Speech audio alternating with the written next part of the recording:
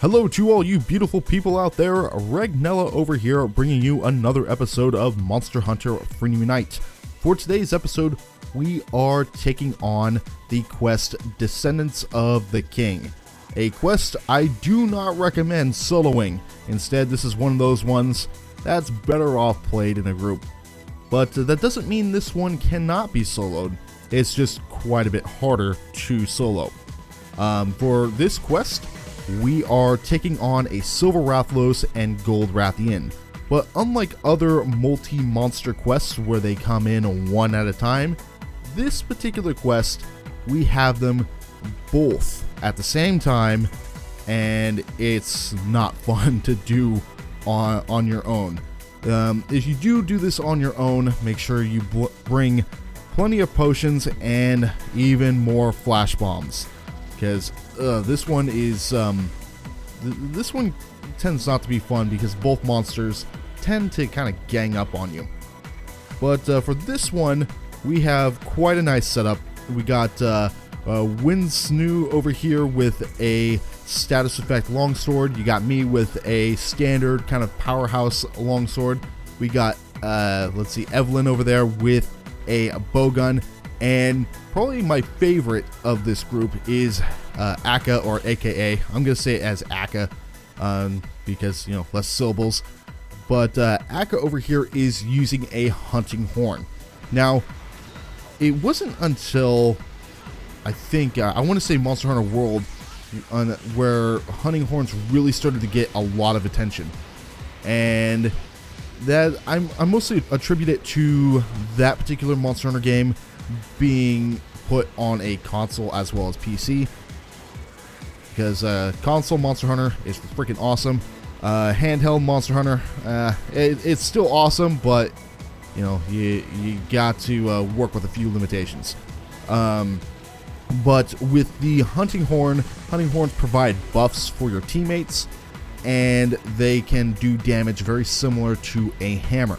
Now, something I've noticed has kind of become a little bit of a meme, but in Monster Hunter World, a lot of people seem to complain about hunting horn users attacking as opposed to being a support role. Now, I take issue with this because people with hunting horns, they're supposed to be doing a dual role, attacking as well as support. So if you're thinking about getting into hunting horns, it's best if you try to kind of integrate the two into something a little more seamless. So every attack that you use with a hunting horn, you get a note.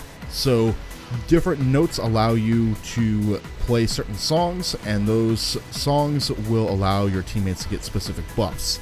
So if you can integrate, let's say, an attack up and then a defense up song by chaining the notes into a series of attacks that actually hit the monster, that's probably the best way to utilize a hunting horn. So that's why that particular weapon is so awesome. And plus, like a hammer, it can stun monsters. So who would say no to that? Just let a hunting horn user do their thing and go after the face of the monster. In this case, we are trying very hard to keep these two separate and flash bombed. So the longer they're stunned, the better.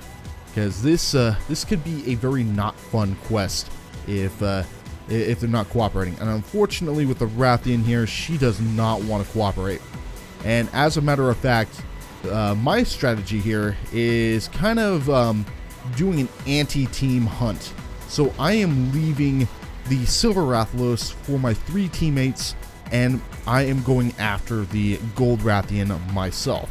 And that kind of seems like suicide, but so long as one monster is distracted, and more importantly, taking on more damage by fighting 3 different people while another one's being distracted by, well, in this case, me, you know, it leaves one monster to get killed a lot faster, and then the second monster is distracted. It's not really going after the other teammates as much, and most importantly, it is getting more and more damaged. So once the Silver Rathalos is going to go down, since it has 3 people piling on, it's the Rathian right after is not going to take as long to go down.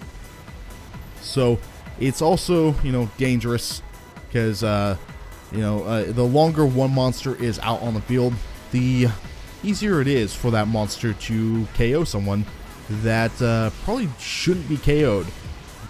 But in this case, it would be, I believe it was Evelyn with the bowgun, because the Gold Rathian decided to switch her attention towards her and knock her out that way. Now, it's really interesting, the AI for these monsters. Generally speaking, the monster tries to attack each member of the team one at a time, and it kind of cycles through there unless there is a skill involved like sneak or taunt, which attracts the attention of the monster for even longer. But if a monster is far enough away compared to the other hunters, then that monster will begin to favor whoever is closer. So if I'm on the other side of the map, and let's say these three are going to be with the Rathian on the other side, the Rathian is going to target those three and kind of leave me alone.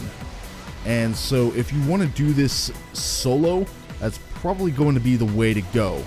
But that's a problem because the arena here is not very big.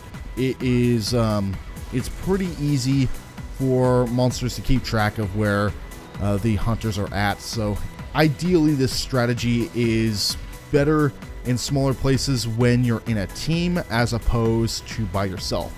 In a large area, you can do this by yourself, no problem.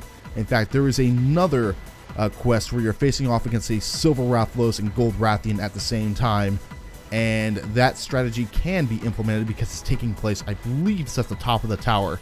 Now, I don't remember if it's in this game or a different game, but I'm pretty sure that quest is in this game. I have to double check and look, but it is a strategy.